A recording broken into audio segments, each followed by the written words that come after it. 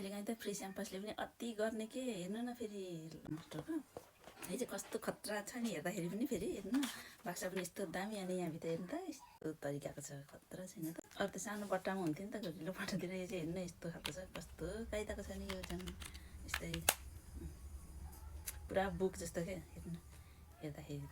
यसरी खोल्ने अथवा सिडी जस्तो सिडीको बट्टा जस्तो देख्ने होइन कति राम्रो